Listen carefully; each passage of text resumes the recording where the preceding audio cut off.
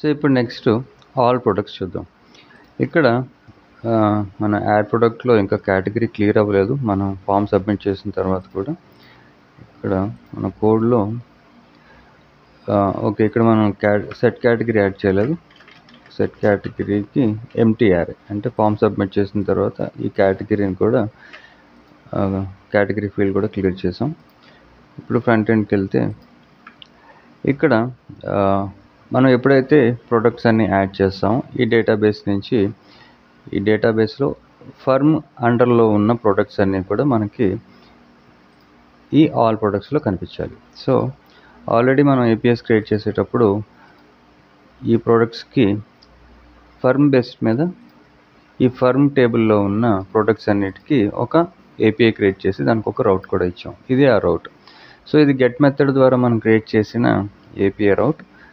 So దీన్ని base చేసుకొని మనం డేటాబేస్లో ఉన్న ప్రొడక్ట్స్ అన్ని ఫెచ్ చేసి ఇక్కడ ఈ ఆల్ ప్రొడక్ట్స్ సెక్షన్లో ఇక్కడ చూపించవచ్చు. సో ఫస్ట్ ఆఫ్ ఆల్ మన ప్రాజెక్ట్లో ఈ ఫైల్స్ అన్ని క్లియర్ చేసేసి ఈ సోర్స్ ఫోల్డర్ లోపల వెండర్ డాష్బోర్డ్ లోపల మనకి కాంపోనెంట్స్ ఉన్నాయి. సో కాంపోనెంట్స్లో మనకి ఆల్రెడీ ఆల్ ప్రొడక్ట్స్ పేరుతో ఒక ఫైల్ క్రియేట్ చేసాం. అయితే ఈ ఫైల్ చాలా ఎంటీగా ఉంది. దీని లోపల మనం ఒక కాంపోనెంట్ క్రియేట్ చేసి దీనికి ఆల్ ప్రొడక్ట్స్ అని ఒక పేరు పెట్టాం. సో ఇప్పుడు ఈ ఆల్ ప్రొడక్ట్స్ కాంపోనెంట్లో ఈ ఏపీఐ కాల్ చేద్దాం. సో దట్ మనకి ఫ్రంట్ ఎండ్లో మనం ఈ ప్రొడక్ట్స్ యాడ్ చేసినప్పుడు ఈ ఆల్ ప్రొడక్ట్స్లో ఇక్కడ ఒక టేబుల్ కింద మనకి ప్రొడక్ట్స్ అన్నీ కనిపించేలాగా. సో ఫస్ట్ ఆఫ్ ఆల్ మనం ఏపీఐ కాల్ చేయడానికి మన ప్రాజెక్ట్లో మనం రియాక్ట్లో మన use state and use effect, ఇప్పటివరకు మనం యూజ్ స్టేట్తోనే వర్క్ చేసాం. ఇప్పుడు యూజ్ ఎఫెక్ట్ కూడా అవసరం ఉంటుంది. ఫస్ట్ ఈ ఏపీఐని ఒకసారి టెస్ట్ చేద్దాం. దీన్ని బ్రౌజర్లోకి వెళ్ళి ఇక్కడి నుంచి ఎండ్ పాయింట్ కాపీ చేశాను. ఇక్కడ లోకల్ హోస్ట్ 4000లో మన అప్లికేషన్ రన్ అవుతుందిగా. ఇక్కడ స్లాష్ నేను కాపీ చేసిన ఈ పాత్ని ఇక్కడ పేస్ట్ చేశాను. అండ్ మనకి ఇక్కడ ఫర్మ్ ఐడి అనేది డైనమిక్గా వస్తుంది కదా. సో డేటాబేస్లో ఒక ఫర్మ్ ఐడి తీసుకుంటాను. ఈ ఫర్మ్ ఐడి ఇక్కడ నుంచి కాపీ చేసి మన బ్రౌజర్లో ఈ ఫర్మ్ ఐడి ప్లేస్లో ఇక్కడ పేస్ట్ చేశాను. ఎంటర్ హిట్ చేస్తే చూడండి రెస్టారెంట్ నేమ్ వచ్చింది. దీంతోపాటు ప్రొడక్ట్స్ ఎన్ని ఉన్నాయి మనకి, ఇక్కడ 2 ఐటమ్స్ ఉన్నాయి. ఈ 2 ఐటమ్స్లో కూడా ఒకటి పూరి అండ్ ఇంకోటి దోశ. సో ఈ ఏపీఐ నుంచి మనకి డేటా అనేది వస్తుంది. చూడండి ఈ యూజ్ ఎఫెక్ట్ అనేది ఎందుకు యూజ్ చేస్తామంటే మన రియాక్ట్ అప్లికేషన్స్లో ఈ ప్రొడక్ట్స్లో ఈ 2 ఐటమ్స్ ఉన్నాయి కదా, ఈ 2 ఐటమ్స్తోనే ఆగిపోతుంది కదా, ఇంకా ఐటమ్స్ అనేది పెరుగుతూ ఉంటాయి, తగ్గుతూ ఉంటాయి. ఇలాగా ఎప్పటికప్పుడు డేటాబేస్లో చేంజెస్ జరుగుతూ ఉంటాయి. ఈ డేటాబేస్లో జరిగిన చేంజెస్ అన్నీ కూడా మనకి ఈ ఏపీఐ రౌట్ ద్వారా ఈ డాక్యుమెంట్లో మనకి అప్డేట్ అవుతుంది కదా. ఇది ఎప్పుడైతే అప్డేట్ అవుతుందో ఈ యూజ్ ఎఫెక్ట్ అనేది ఆ ఏపీఐలో జరిగిన చేంజెస్ని మన అప్లికేషన్లో కూడా అప్డేట్ అవ్వడానికి ఈ యూజ్ ఎఫెక్ట్ అనేది పనిచేస్తుంది అనమాట. సో ఇక్కడ ప్రొడక్ట్స్ అనేవి ఫెచ్ చేస్తున్నాం, అంటే గెట్ చేస్తున్నాం. గెట్ చేసేటప్పుడు మనకి బ్యాక్ ఎండ్లో జరిగే చేంజెస్, అంటే డేటాబేస్లో కానీ ఎక్కడ కానీ మనకి సంబంధించిన కాంపోనెంట్ తాలూకా ఏదైనా చేంజెస్ జరిగినప్పుడు మనకి ఫ్రంట్ ఎండ్లో కూడా అప్డేట్ అవ్వడానికి ఈ యూజ్ ఎఫెక్ట్ అనేది పనిచేస్తుంది. సో ఈ యూజ్ ఎఫెక్ట్ ఎలా యూజ్ చేయాలో కూడా ఒకసారి నేను చెప్తాను. సో మనం ఫస్ట్ ఒక స్టేట్ డిఫైన్ చేద్దాం, ఒక యూజ్ స్టేట్ కోసం. ఆ స్టేట్ అనేది మనం ప్రొడక్ట్స్తో డీల్ చేస్తున్నాం కాబట్టి ప్రొడక్ట్స్ పేరుతో ఒక స్టేట్ తీసుకున్నాను. అలాగే సెట్ ప్రొడక్ట్స్, దీనికి యూజ్ స్టేట్ అనేది యూజ్ స్టేట్ ఒక ఎంటీఆర్ తీసుకున్నాను. ఈ తర్వాత ఈ డేటాని ఫెచ్ చేయడానికి మనకు ఒక ఫంక్షన్ కావాలి. సో ఆ ఫంక్షన్కి కాన్స్ట్ ప్రొడక్ట్స్ హ్యాండ్లర్ పేరుతో ఒక ఫంక్షన్ తీసుకొని, ఇది ఒక అసింక్ ఫంక్షన్ కాబట్టి అసింక్, ఇది ఒక యారో ఫంక్షన్ తీసుకొని.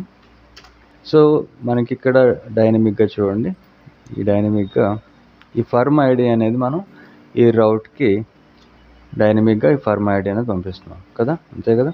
ఇక్కడ చూడండి ఇది కోలన్ తర్వాత ఈ ఫర్మ్ ఐడి ఇచ్చాం, అంటే ఈ ఫర్మ్ ఐడిని డైనమిక్గా మనం వాల్యూ అనేది పరాంశంలో పాస్ చేయాలి.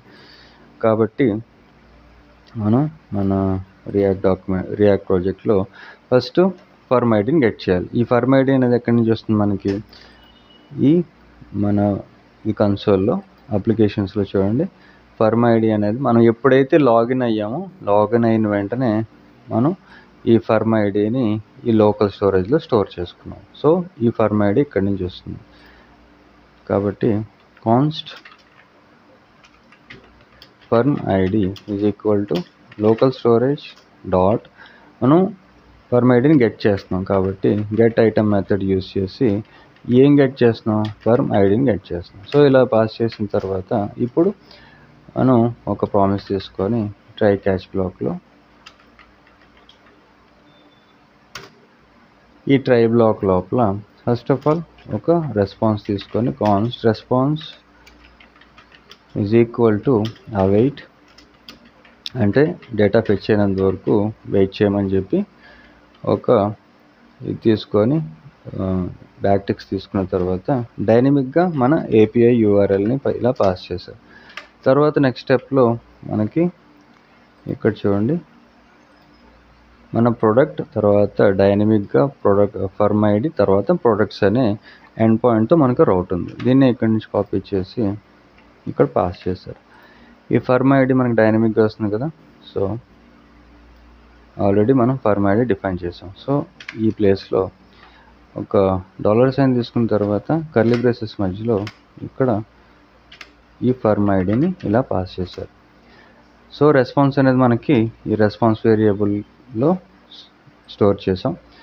ఇప్పుడు ఇంకొక వేరియబుల్ తీసుకొని ఈ రెస్పాన్స్ని ఆ వేరియబుల్కి అసైన్ చేద్దాం. So const new product data పేరుతో ఒక వేరియబుల్ తీసుకొని దీనికి వస్తున్న రెస్పాన్స్ని అవైట్ రెస్పాన్స్ డాట్ జేసన్ ఈ ఫార్మేట్లో, అంటే వస్తున్న డేటాని జేసన్ ఫార్మేట్లో ఈ న్యూ ప్రొడక్ట్స్ డేటా అని పెడదాం, ఎలా పెట్టినా పర్వాలేదు. న్యూ ప్రొడక్ట్స్ డేటా అనే వేరియబుల్కి ఈ జేసన్ ఫార్మేట్లో వస్తున్న డేటాని అసైన్ చేశాను. ఇప్పుడు ఇలా వచ్చిన ఈ డేటాని మనం దేనికి అప్డేట్ చేస్తున్నాం, ఈ ప్రొడక్ట్స్ అనే స్టేట్లో. దేని ద్వారా, ఈ సెట్ ప్రొడక్ట్స్ అనే ఫంక్షన్ ద్వారా. కాబట్టి ఇక్కడ సెట్ ప్రొడక్ట్స్కి పారాంథసిస్లో ఈ న్యూ ప్రొడక్ట్స్ డేటాని ఇక్కడ పాస్ చేస్తే అప్పుడు ఈ సెట్ స్టేట్ ఫంక్షన్ ద్వారా ఈ ప్రొడక్ట్స్ అనే స్టేట్ అప్డేట్ అవుతుంది. సో అప్డేట్ అయ్యిందో లేదో ఒకసారి చెక్ చేసుకోవడానికి మనం కన్సోల్ లాక్ చేసి ఈ న్యూ ప్రొడక్ట్స్ డేటా కరెక్ట్గా వస్తుందో లేదో చెక్ చేస్తున్నాను. కన్సోల్ లాక్ చేశాను, తర్వాత సేవ్ చేశాను. అప్పుడే క్యాచ్ బ్లాక్ వరకు వెళ్ళలేదు ఇంకా, ఎందుకంటే ఎర్రర్ వచ్చినప్పుడు నెక్స్ట్ స్టెప్లో ఫస్ట్ డేటా వస్తుందో లేదో చెక్ చేసుకోవడం కోసం ఇక్కడతో ఇది ఆపాను, ఈ కోడ్ ఆపాను. సో నెక్స్ట్ ఇంపార్టెంట్ స్టెప్, ఇప్పటి వరకు నేను యూజ్ ఎఫెక్ట్ తాలూకా థియరీ చెప్పాను కదా, ఇప్పుడు ప్రాక్టికల్గా చూద్దాం. So first of all use ఎఫెక్ట్ని ఎలా రాస్తారు, యూజ్ ఎఫెక్ట్ ఇలాగా రాసిన తర్వాత దీన్ని మనం యూజ్ ఎఫెక్ట్కి పారాంథసిస్ ఉంటుంది, ఇలా ఇది పారాంథసిస్ కదా. చాలామందికి నేను అబ్జర్వ్ చేసింది ఏంటంటే ఈ పారాంథసిస్ ఇచ్చి ఇక్కడే ఈ కాల్ బ్యాక్ ఫంక్షన్ అనుకొని ఇక్కడే ఒక యారో ఫంక్షన్ని ఇలా పాస్ చేస్తున్నారు. ఇది ఒక ఎర్రర్. ఇలాగా అయితే ఈ యూజ్ ఎఫెక్ట్ డిఫైన్ చేసే పద్ధతి ఇది కాదు. ఫస్ట్ ఆఫ్ ఆల్ ఇక్కడ యూజ్ ఎఫెక్ట్ గురించి మీకు తెలిస్తే well and good, in case తెలియని వాళ్ళ కోసం చెప్తున్నాను, మనం ఎప్పటికప్పుడు ఎర్రర్స్ని అవాయిడ్ చేయడానికి. సో పారాంథసిస్ లోపల మనం కాల్ బ్యాక్ ఫంక్షన్ అనేది ఇవ్వాలి. ఓకే, ఈ పారాంథసిస్ ఉంది కదా, ఈ పారాంథసిస్ లోపల ఒక కాల్ బ్యాక్ ఫంక్షన్ ఇవ్వాలి. ఇలా కాల్ బ్యాక్ ఫంక్షన్ ఇచ్చిన తర్వాత ఇక్కడ ఒక ఇంపార్టెంట్ స్టెప్ ఉంది. అదేంటి అంటే చూడండి, ఎప్పుడన్నా సరే యూజ్ ఎఫెక్ట్ అనేది ఏం చేస్తుంది, మన డాక్యుమెంట్ని అప్డేట్ చేస్తుంది. అప్డేట్ దేని బేస్ చేసుకొని చేస్తుంది, జరిగిన చేంజెస్ని మానిటర్ చేసి ఆ చేంజెస్ ఏమైనా ఉంటే అప్పుడు అప్డేట్ చేస్తుంది. కాబట్టి ఇది ఎప్పటికప్పుడు మానిటర్ చేస్తూనే ఉంటుంది, అంటే మన పేజ్ని రిఫ్రెష్ చేస్తూ ఉంటుంది. సో ఇది మనం ఎగ్జిక్యూషన్ని కంట్రోల్లో పెట్టుకోవాలి అంటే మనం ఒక ఎంప్టీ డిపెండెన్సీ ఇవ్వాలి. ఇది ఎంటీ డిపెండెన్సీ. ఎంటీ యారే ఉంది కదా, ఇది ఒక డిపెండెన్సీ అనమాట. ఈ ఎంటీ డిపెండెన్సీ ఇవ్వటం వల్ల డాక్యుమెంట్ లోడ్ అయినప్పుడు జరిగిన చేంజెస్ని ఒకసారి ఇంప్లిమెంట్ చేస్తుంది. అది ఎలాగో కూడా చూపిస్తాను. చూడండి, మనం ఒక ఫంక్షన్ క్రియేట్ చేసాం కదా, ఇది ప్రొడక్ట్స్ హ్యాండ్లర్ ఫంక్షన్తో ఇక్కడ మనం ఒక ఏపీఐని కాల్ చేసి ఆ వస్తున్న రెస్పాన్స్ని కన్సోల్ లాగ్ చేశారు. ఇప్పుడు ఏం చేస్తానంటే ఈ ఫంక్షన్ని మనం ఎప్పుడైనా సరే ఒక గెట్ మెథడ్ ద్వారా ఒక ఏపీఐని హిట్ చేసినప్పుడు యూజ్ ఎఫెక్ట్ యూజ్ చేసి యూజ్ ఎఫెక్ట్లో కూడా ఈ ఫంక్షన్ను మనం రాయొచ్చు. లేదు అంటే యూజ్ ఎఫెక్ట్లో ఇలాగా డిఫైన్ చేసిన ఫంక్షన్ని యూజ్ ఎఫెక్ట్ లోపల కాల్ చేయొచ్చు. ఇక్కడ నేను యూజ్ ఎఫెక్ట్ని కాల్ చేస్తున్నాను. ఎందులో ఫంక్షన్ని, ఇక్కడ నేను ఫంక్షన్ని కాల్ చేస్తున్నాను. ఎక్కడ? ఈ యూజ్ ఎఫెక్ట్ లోపల. సో ప్రొడక్ట్ హ్యాండ్లర్ ఫంక్షన్ని ఇలా కాల్ చేసి ఇప్పుడు చూడండి, దీంతోపాటు నేను ఒక కన్సోల్ లాగ్ చేసి ఒక స్టేట్మెంట్ రాస్తాను. దిస్ ఈజ్ యూజ్ ఎఫెక్ట్ అని ఇలా రాసి సేవ్ చేశారు. ఇప్పుడు మనం కన్సోల్లోకి వెళ్ళి, కన్సోల్లోకి వెళ్ళక ముందు ఫస్ట్ ఆఫ్ ఆల్ ఈ పేజ్ మనకు లోడ్ అవ్వగానే ఈ ఏపీఐ కాల్ అవ్వాలి అంటే మనం ఈ ల్యాండింగ్ పేజ్లో కదా మన అప్లికేషన్ అంతా కూడా ఇలాగ డిస్ప్లే అవుతుంది ఫ్రంట్ ఎండ్లో. కాబట్టి ల్యాండింగ్ పేజ్లో మన కాంపోనెంట్ని కాల్ చేసుకోవాలి. సో ఈ ల్యాండింగ్ పేజ్లో మన కాంపోనెంట్స్ అన్నీ కూడా ఇక్కడి నుంచే కదా అవుట్పుట్ అవుతున్నాయి. కాబట్టి ఇక్కడే మన ఆల్ ప్రొడక్ట్స్ని కూడా ఇంపోర్ట్ చేసుకున్నాను. ఇంపోర్ట్ చేసుకున్న తర్వాత ఫ్రంట్ ఎండ్కి వెళ్ళి చూద్దాం. మనకి ఏదో ఎర్రర్ ఉంది. ఎర్రర్ ఏంటి అనేది కన్సోల్ చేస్తే, కన్సోల్ స్పెల్లింగ్ అనేది తప్పు రాశాను. ఇక్కడ మన ఆల్ ప్రొడక్ట్స్లోకి వెళ్ళి కన్సోల్ డాట్ లాగ్, ఇక్కడ యూజ్ ఎఫెక్ట్ లోపల కన్సోల్ డాట్ లాగ్ అని రాసి ఇప్పుడు కరెక్ట్ చేసిన తర్వాత సేవ్ చేసి మళ్ళీ మన ఫ్రంట్ ఎండ్లోకి వెళ్తే చూడండి, ఇక్కడ ఆల్ ప్రొడక్ట్స్ వచ్చింది. ఓకే, మిగతావన్నీ కూడా యాజ్ ఇట్ ఈస్గా వర్క్ చేస్తున్నాయి. పేజ్ రిఫ్రెష్ అవ్వగానే మనకి ఇక్కడ ఆల్ ప్రొడక్ట్స్ వచ్చింది. సో ఇప్పుడు కన్సోల్లోకి వెళ్ళి చూపిస్తారు. చూడండి, దిస్ ఈజ్ యూజ్ ఎఫెక్ట్ అంటే మన స్టేట్మెంట్ అనమాట. దీన్ని ఒకసారి మినిమైజ్ చేసి చూపిస్తారు మీకు. చూడండి, ఇది మనం రాసిన స్టేట్మెంట్. అండ్ ఈ ప్రోడక్ట్ హ్యాండ్లర్ ద్వారా మనకి రికార్డ్స్లో ఎన్ని ఉన్నాయో, అంటే మన డేటాబేస్లో ఎన్ని రికార్డ్స్ ఉన్నాయి ప్రొడక్ట్స్కి సంబంధించి, ఒక రికార్డు ఉంది నాకు తెలిసి, 2 రికార్డ్స్ ఉన్నాయి. ఒకటి పూరి, ఇంకొకటి దోశ. ఈ రికార్డ్స్ అన్నీ కూడా ఇలాగా ఇక్కడి నుంచి ఫెచ్ అయ్యాయి.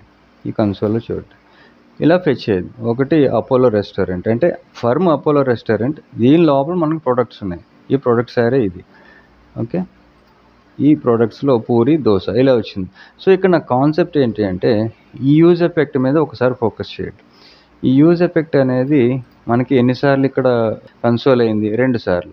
ఒకసారి నేను ఈ డిపెండెన్సీ తీసేసి మన అప్లికేషన్ని సేవ్ చేశాను. ఇప్పుడు చూడండి ఒకసారి, ఇది ఇలాగా అంటే కాల్ అవుతా పోతుంది, లూప్ అవుతా వెళ్ళిపోతుంది. ఓకే, దీనికి ఎండ్ అనేది లేదు. ఒక టైం వచ్చేసరికి అప్లికేషన్ మొత్తం క్రాష్ అయిపోతుంది. ఇలా దీనికి ఎండ్ అనేది లేదనమాట. సో ఇక్కడ మనం కొంచెం జాగ్రత్తగా ఉండాలి. యూజ్ ఎఫెక్ట్ని మనం కాల్ చేసేటప్పుడు ఇక్కడ ఎంటీ డిపెండెన్సీ అనేది ఇవ్వడం ఇంపార్టెంట్. సో ఎంటీ డిపెండెన్సీ అనేది ఇస్తే ఎంటీ డిపెండెన్సీ అనేది ఇవ్వాలి. లేదు అంటే పర్టికులర్గా మనం ఏదైతే చేంజ్ అయినప్పుడు మన డాక్యుమెంట్ అనేది లోడ్ అవ్వాలనుకుంటున్నామో అదన్నీ ఇక్కడ పాస్ చేయాలి. చూడండి, ఇక్కడ ఈ లూప్ అనేది ఆగిపోయింది. ఎందుకు? ఈ ఎంటీ డిపెండెన్సీ అనేది ఇచ్చాం కాబట్టి. చూడండి, ఒకసారి మళ్ళీ నేను మొత్తం కన్సోల్ క్లియర్ చేసి మన డాక్యుమెంట్ని ఒకసారి రిఫ్రెష్ చేస్తే ఇప్పుడు మళ్ళీ మనకి 2 సార్లు మాత్రమే ఇది మన ఈ స్టేట్మెంట్ అనేది కన్సోల్ అయ్యి, దిస్ ఇస్ యూజ్ ఎఫెక్ట్ అనేది కన్సోల్ అయ్యి మనకి ఆగింది. సో ఇది ఒక best practice and important point మనం ఎప్పటికప్పుడు గుర్తుపెట్టుకోవాలి. సో మనకి ప్రొడక్ట్స్ అన్నీ వస్తున్నాయి అండ్ ఈ ఫంక్షన్ కూడా యూజ్ ఎఫెక్ట్లో మనం కాల్ చేసాం. అయితే ఇక్కడ క్యాచ్ బ్లాక్లో కూడా ఒక ఎర్రర్ రాసేస్తాను, కన్సోల్ డాట్ ఎర్రర్. ఈ ఎర్రర్కి ఒక స్టేట్మెంట్ ఇచ్చి అంటే ఫెయిల్డ్ టు ఫెచ్ ప్రొడక్ట్స్ అని ఒక స్టేట్మెంట్ రాశారు. ఇలా రాసి ఈ ఎర్రర్ని ఇక్కడ కన్సోల్లో ఎర్రర్ చూపించిన తర్వాత అలర్ట్లో కూడా ఇన్ కేస్ ఈ ప్రోడక్ట్స్ ఫెచ్ చేయటంలో ఫెయిల్ అయితే అప్పుడు ఫెయిల్ టు ఫెచ్ ప్రొడక్ట్స్ అని ఈ అలర్ట్లో కూడా చూపించాం. తర్వాత ఇక్కడ మనకి ఇప్పుడు నెక్స్ట్ స్టెప్లో మనం ప్రొడక్ట్స్ అన్ని ఫెచ్ చేస్తున్నాం. ఫెచ్ చేసేటప్పుడు ఒక టేబుల్లో చూపిద్దాం ప్రొడక్ట్స్ అన్నీ కూడా. ఇప్పుడు మన ప్రొడక్ట్స్ అన్నీ కూడా ఈ స్టేట్ నుంచి వస్తున్నాయి కాబట్టి ఈ స్టేట్లో ఉన్న ప్రొడక్ట్స్ని ఫెచ్ చేసేటప్పుడు ఇన్ కేస్ ప్రొడక్ట్స్ ఏం లేకపోతే అప్పుడు 0 అని కూడా చూపిద్దాం. 0 వాల్యూ ఉంటే అప్పుడు నో ప్రొడక్ట్స్ అని చూపిద్దాం. సో JSX తీసుకొని ఇక్కడ products dot length equal to 0 అయితే, అంటే ప్రొడక్ట్స్ లెంత్ 0 అయితే అప్పుడు ఇది ఒక టర్నరీ ఆపరేటర్ తీసుకున్నాను. ఈ టర్నరీ ఆపరేటర్లో ఒక పారాగ్రాఫ్ టైప్ తీసుకొని టెర్నరీ ఆపరేటర్ని మనం ఈ కాలన్తో డివైడ్ చేస్తాం. డివైడ్ చేసినప్పుడు కాలన్కి ఇది కాలన్ కదా, కాలన్కి లెఫ్ట్ సైడ్లో ఉన్నది ట్రూ, రైట్ సైడ్లో ఉన్నది ఫాల్స్. ఒకవేళ 0 అనేది ట్రూ అయితే అంటే ప్రొడక్ట్స్ లెంత్ 0 అయితే అంటే దాని అర్థం ప్రొడక్ట్స్ అనేవి ఏమీ లేకపోతే, రికార్డ్స్ ఏం లేకపోతే అప్పుడు ఈ ప్రొడక్ట్స్లో మనం నో ప్రొడక్ట్స్ యాడెడ్ అని ఒక స్టేట్మెంట్ చూపించాం. ప్రొడక్ట్స్ అనేవి 0 కన్నా ఎక్కువైతే అప్పుడు ఆ రికార్డ్స్ని ఇక్కడ ఫెచ్ చేస్తున్నాం. అది కూడా ఎలాగ టేబుల్ రూపంలో. కాబట్టి ఫస్ట్ ఒక టేబుల్ డిజైన్ చేసుకోవాలి. టేబుల్కి మనం ఒక క్లాస్ నేమ్ ఇస్తాను, కొంచెం జూమ్ చేసి టేబుల్ డాట్ దీనికి క్లాస్ నేమ్ ప్రొడక్ట్ టేబుల్ అనే పేరుతో ఒక టేబుల్ క్రియేట్ చేశాను. ఈ టేబుల్ లోపల మనకి ఇప్పుడు టీ హెడ్ వస్తుంది. ఈ టీ హెడ్ లోపల ఒక TR వస్తుంది టేబుల్ రో. ఈ TR లోపల ఒక TH వస్తుంది. హెడ్కి ఒక నేమ్ ఉంటుంది, ప్రతి కాలంకి ఒక నేమ్.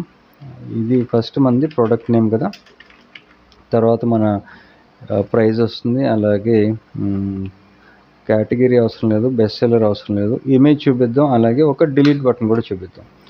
సో ఇక్కడ ప్రైస్ ఇస్తాం. ప్రైస్ ఇది ఓన్లీ వెండర్ రికార్డ్స్ కోసమే కాబట్టి వెండర్కి ఎన్ని రికార్డ్స్ ఉన్నాయనేది చూపించడమే మన ఇక్కడ ఉద్దేశం.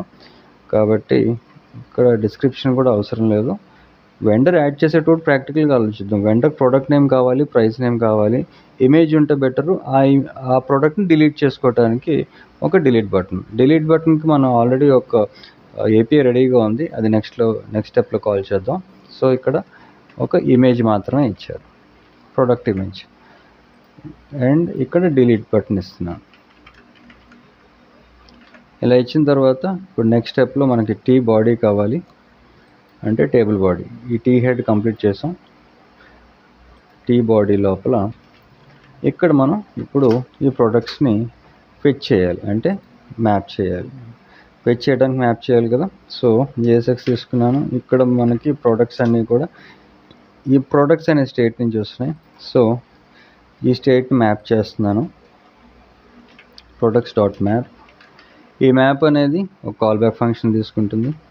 ఇలా ఒక కాల్ బ్యాక్ ఫంక్షన్ ఇచ్చారు. తర్వాత ఇది ఒక వేరియబుల్. ఈ వేరియబుల్ తీసుకొని మనకి ఈ ప్రొడక్ట్స్ నుంచి వస్తున్న ఐటమ్స్ అన్నీ కూడా ఈ ఐటమ్ అనే వేరియబుల్కి అసైన్ చేశారు. ఇప్పుడు నెక్స్ట్ స్టెప్లో ఈ కాల్ బ్యాక్ ఫంక్షన్కి ఒక రిటర్న్ ఇచ్చి ఇక్కడ ఈ రిటర్న్లో ఒక ఫ్రాగ్మెంట్ తీసుకున్నాను. ఈ ఫ్రాగ్మెంట్ లోపల మనకి ఒక TR ఉంటుంది. ఈ TRకి ఒక కీ ఇస్తాను, లేదంటే కన్సోల్లో ఎర్రర్ చూపిస్తూ ఉంటుంది. అలాగా కీ ఇచ్చి ఐటమ్ నుంచి కదా మనం అన్నీ కూడా ఇప్పుడు ఫెచ్ చేస్తాం. ఐటమ్ డాట్ ID డేటాబేస్లో ఉన్న ఐడిని దీనికి కీ కింద ఇచ్చాను. ఇప్పుడు కొంచెం జూమ్ తగ్గించి ఇప్పుడు మనకి నెక్స్ట్ ఎలిమెంట్ TD అంటే టేబుల్ డేటా. ఈ టేబుల్ డేటాలో డైనమిక్గా మనకి ఐటమ్ డాట్ ప్రొడక్ట్ నేమే కదా మనం ఇక్కడ ఇచ్చింది, ప్రొడక్ట్ నేమే. Yes, product name. తర్వాత ప్రైస్, అలాగే ఇంకొకటి ఇక్కడ ఒక పాయింట్ గుర్తుపెట్టుకోవాలి. ఇమేజ్ కదా, మనం నెక్స్ట్ ఇమేజ్ని చూపిస్తున్నాం. ఇమేజ్ చూపించేటప్పుడు ఆల్రెడీ ఇమేజెస్కి మనకు ఒక ఏపీఐ ఉంది. ఆ ఏపీఐని ఇక్కడ కాల్ చేయాలి. చూడండి, ఇమేజెస్ అప్లోడ్స్ ఉన్నాయి కదా, ఇది మనకి ఇమేజెస్ని గెట్ చేయడానికి యూజ్ చేసే URL. సో ఇది యూజ్ చేద్దాం. ఫస్ట్ ఆఫ్ ఆల్ మన ఇమేజెస్లోకి వెళ్ళి, అంటే మన ఆల్ ప్రొడక్ట్స్ కాంపోనెంట్లోకి వచ్చి ఇమేజెస్ని ఫెచ్ చేయడానికి ఇక్కడ మనం యూజ్ చేయాల్సింది ఒక TD ఎలిమెంట్ తీసుకొని, ఎలిమెంట్ లోపల ఫస్ట్ ఆఫ్ ఆల్ మనకి ఐటమ్ డాట్ ఇమేజ్, అంటే ఈ ఐటమ్స్ నుంచి మనకి ఇమేజ్ అనేది వస్తుంది. ఇమేజ్ అనేది ఒకవేళ ఇమేజ్ అనేది ట్రూ అయితే, ఇక్కడ డేటాబేస్లో చూడండి మనకి ఇమేజ్ ఉంది కాబట్టి ఇమేజ్ ట్రూ అయితే అప్పుడు నేను ఒక పారాంథసిస్ తీసుకొని, ఈ పారాంథసిస్ లోపల ఒక ఇమేజ్ ట్యాగ్ తీసుకున్నాను. ఇమేజ్ ట్యాగ్ అనేది సెల్ఫ్ క్లోజింగ్ ట్యాగ్, ఇలా సెల్ఫ్ క్లోజింగ్ ఇచ్చాను. ఇక్కడ ఇమేజ్కి సోర్స్ ఇస్తున్నాను. ఇప్పుడు ఈ సోర్స్ అనేది మనకి ఇంపార్టెంట్. ఈ సోర్స్లో నేను ఏపీఐని కాల్ చేస్తాను. అది కూడా ఎలాగా, మనకి ఏపీఐ పాత్ ఉంది కదా, ఆల్రెడీ ఇంపోర్ట్ చేసుకున్నాం ఈ ఏపీఐ పాత్. ఈ పాత్కి ఎండ్ పాయింట్ ఇస్తాం. ఇక్కడ బ్యాక్టిక్స్ తీసుకొని డైనమిక్గా API URL అండ్ ఇమేజెస్కి ఎండ్ పాయింట్ ఏంటి, uploads/image name. సో దీన్ని కాపీ చేశాను. ఇక్కడ ఇమేజ్ నేమ్ అనేది చూపిస్తాను ఎలా ఇస్తామో. స్లాష్ ఇచ్చి పేస్ట్ చేశాను. ఇక్కడ ఇమేజ్ నేమ్ అనేది మనకి item.image అని వస్తుంది. కాలమ్ తీసేసి item.image ఇలా ఇచ్చిన తర్వాత, ఇది డైనమిక్గా ఇవ్వాలి కాబట్టి ఇలాగా ప్రోడక్ట్ కాదు, item.image ఇలా ఇచ్చిన తర్వాత మనకి ఈ ఇమేజ్ అనేది ఒక ఆల్ట్ కూడా తీసుకుంటుంది, అంటే ఆల్టర్నేటివ్కి పేరు ఇస్తాను. ఆ పేరు కూడా item.product నేమ్ ఇచ్చేసారు. ఇక్కడ ఇలా ఇది సెల్ఫ్ క్లోజింగ్, ఇది క్లోజ్ చేసాం అండ్ ఆల్మోస్ట్ అంతా ఓకే. ఇప్పుడు ఈ TD ఇంకొక టేబుల్ డేటా తీసుకొని దీనికి ఒక బటన్ ఇద్దాం. ఈ బటన్ కూడా డిలీట్ బటన్, అంటే ప్రోడక్ట్ అనేది మనకు అవసరమైనప్పుడు, మనకు అనవసరం అనుకున్నప్పుడు డిలీట్ చేసుకోవటానికి. ఈ డిలీట్కి ఒక ఫంక్షన్ కాల్ చేయాలి. ఫంక్షన్ కాల్ చేసి దాంట్లో ఒక API కాల్ చేద్దాం. ఇప్పుడు మన ప్రోడక్ట్స్ ఫెచ్ అయ్యేలేదో ముందు చూద్దాం. ఫైల్ సేవ్ చేసి ఫ్రంట్ ఎండ్లోకి వెళ్ళి, ఇక్కడ మనకి ఏదో ఎర్రర్ ఉంది, కన్సోల్ చేసి ఇక్కడ చూస్తే products.map is not a function అంటుంది. సో ఈ ఎర్రర్ అనేది చాలా కామన్గా మనకి ఇక్కడ వస్తూ ఉంటుంది. సో ఇది కామనే. అయితే ఈ ప్రోడక్ట్స్ని మనం యారే కింద పాస్ చేసాం కదా, ఓకే. అండ్ నెక్స్ట్ స్టెప్లో ఇక్కడ మనం ఎప్పుడైనా సరే మనకి products.map అంటే మన state.map అనేది ఫంక్షన్ కాదు అని ఇలాంటి ఎర్రర్ వచ్చినప్పుడు ఫస్ట్ మనం చెక్ చేసుకోవాల్సింది ఈ రిటర్న్ అనే కీవర్డ్ ఇచ్చామా లేదా. ఓకే, ఇప్పుడు మ్యాప్ చేసినప్పుడు మనం రిటర్న్ అనే కీవర్డ్ ఇవ్వటం మంచిది. ఇవ్వకపోయినా ఒక్కొక్కసారి మనకి అవుట్పుట్ అనేది వస్తుంటుంది. అయితే మనం ఈ రిటర్న్ అనేది ఇవ్వటం వల్ల ఈ ఎర్రర్ నుంచి ఫస్ట్ మనం అవాయిడ్ అవ్వచ్చు. అదొక రీజన్ మనకి ఎర్రర్ అనేది రావడానికి. ఇంకొకటి ఏంటి అంటే, నేను రిటర్న్ అనే కీవర్డ్ ఇచ్చినప్పటికీ కూడా మనకి ఈ ఎర్రర్ అనేది వచ్చింది అంటే నెక్స్ట్ స్టెప్లో మన డేటాబేస్లో నుంచి వస్తున్న డేటాని మనం చెక్ చేసుకోవటం ఇంపార్టెంట్. చూడండి, ఇక్కడ మనకి రెస్టారెంట్ నేమ్ ఉంది, ప్రోడక్ట్స్ అని ఉన్న తర్వాత ఈ ప్రోడక్ట్స్ లోపల యారే ఉంది కదా, అంతే కదా. ఇక్కడ చూడండి, ఇది నేను మినిమైజ్ చేశాను. మనకి ఇది ఆబ్జెక్ట్, కర్లీ బ్రేసెస్తో మనకు ఒక ఆబ్జెక్ట్ ఉంది. ఈ ఆబ్జెక్ట్లో 2 ఐటమ్స్ ఉన్నాయి. ఈ 2 ఐటమ్స్లో ఫస్ట్ ఐటమ్ ఏంటి, రెస్టారెంట్ నేమ్. సెకండ్ ఐటమ్ ఏంటి, ప్రోడక్ట్స్. ఈ ప్రోడక్ట్స్లో మళ్ళీ 2 ఐటమ్స్ ఉన్నాయి. మనం ఏం ఫెచ్ చేస్తున్నాం, ప్రోడక్ట్స్ని ఫెచ్ చేస్తున్నాం, రెస్టారెంట్ నేమ్ని కాదు కదా. ప్రోడక్ట్స్ని ఫెచ్ చేసేటప్పుడు ఇక్కడ మనకి ప్రోడక్ట్స్ యారే లోపల ఉన్న డేటాని ఫెచ్ చేయాలి. కానీ నేనేం చేశానంటే ఇక్కడ డైరెక్ట్గా ఈ ప్రోడక్ట్స్ని ఫెచ్ చేసేసి ఈ ప్రోడక్ట్స్ని ఫెచ్ చేసేసి వదిలేశారు. కాబట్టి ఈ లోపల డాట్ ప్రోడక్ట్స్ యాడ్ చేసి సేవ్ చేస్తే ఇప్పుడు ఈ ప్రోడక్ట్స్ లోపల ఉన్న ప్రోడక్ట్స్ని ఫెచ్ చేసి ఈ ప్రోడక్ట్స్ అనే స్టేట్కి అసైన్ చేశాను. ఇప్పుడు వెళ్ళి చూద్దాం, ఫ్రంట్ ఎండ్లోకి వెళ్ళి చూడండి, ప్రాబ్లం ఏం లేకుండా మనకి ప్రోడక్ట్ నేమ్ రాలేదు, ప్రైస్ వచ్చింది. చూద్దాం, ప్రాబ్లం ఏం లేదు. ఇక్కడ ఎందుకు రాలేదని కూడా చెక్ చేద్దాం. అయితే డేటా అయితే మాత్రం మనకు వచ్చింది, ప్రైస్ వచ్చింది, ఇమేజ్ ఇంకా రాలేదు, no problem. And delete button వచ్చింది. అయితే ఫస్ట్ ఇప్పుడు ప్రోడక్ట్ నేమ్ ఎందుకు రాలేదు చూద్దాం. సో ఒకసారి కోడ్లోకి వెళ్ళి ఇక్కడ చూడండి, ప్రోడక్ట్ నేమ్ తప్పించాను. ఈ ప్రోడక్ట్ టీ, అలాగే ఇక్కడ కూడా టీ. అండ్ ఇది అప్లోడ్ కాదు, ఒకసారి యూఐ చూద్దాం. ఇక్కడ యూఆర్ఎల్ చూడండి, అప్లోడ్స్ ఉంది కాబట్టి ఇక్కడ అప్లోడ్స్ అని ఇవ్వాలి. ఈ స్పెల్లింగ్ మిస్టేక్స్ ఉండటం వల్ల మనకి ఇక్కడ చూడండి, ఇప్పుడు ఇక్కడ మన ప్రోడక్ట్ నేమ్ వచ్చింది పూరి అని, తర్వాత ప్రైస్ వచ్చింది, అండ్ ప్రోడక్ట్ ఇమేజ్, దాంతోపాటు డిలీట్ బటన్.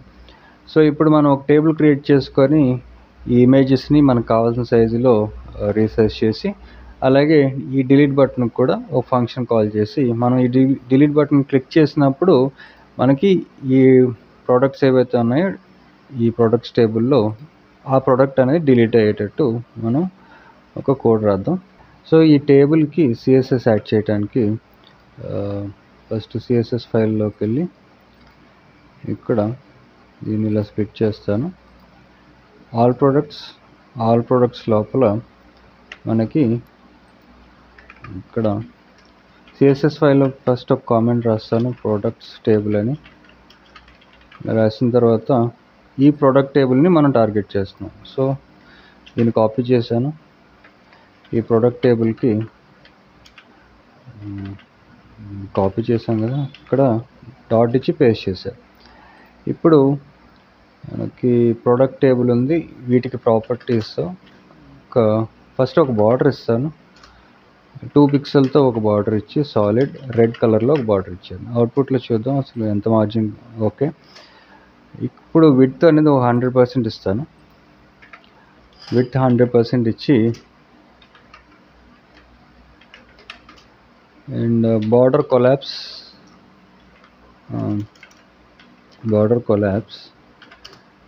ఇచ్చారు. ఇప్పుడు మార్జిన్ టాప్ ఒక 50 పిక్సెల్ ఇద్దాం. మార్జిన్ టాప్ ఒక 50 పిక్సెల్ పైనుంచి స్పేస్ ఇచ్చాను. ఇప్పుడు చూస్తే ఇలా వచ్చింది. లెఫ్ట్ నుంచి కూడా స్పేస్ ఇవ్వచ్చు. ఓకే, ఈ నెక్స్ట్ స్టెప్లో ఈ టేబుల్ హెడ్డింగ్ ఉంది కదా, ఈ టేబుల్ హెడ్డింగ్కి అండ్ టేబుల్ డేటాకి ఒక బార్డర్ ఇద్దాం. సో ఇక్కడ ప్రోడక్ట్ టేబుల్ లోపల ఉన్న టీహెచ్, అలాగే ప్రోడక్ట్ టేబుల్ లోపల ఉన్న టీడీ, ఈ రెండిటికి కూడా కలిపి ఒకే స్టైలింగ్ ఇస్తున్నాను. ఒక బార్డర్ ఇచ్చి దీనికి 1 పిక్సెల్ సాలిడ్ రెడ్. ఈ రెడ్ కలర్ తర్వాత మారుస్తాను ఒకసారి కొంచెం క్లియర్గా కనిపించడం కోసం. నెక్స్ట్ ప్యాడింగ్ ఇస్తున్నాను, అన్ని వైపుల నుంచి ఒక ప్యాడింగ్ అనేది, ఆల్ సైడ్స్ నుంచి ఒక 8 పిక్సెల్ ప్యాడింగ్ ఇచ్చి, తర్వాత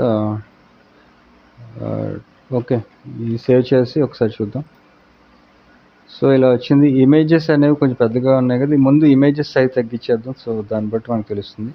ఇమేజెస్కి ఇక్కడ ఫ్రంట్ ఎండ్లోనే అంటే ఇన్లైన్ స్టైలింగ్ రాద్దాం.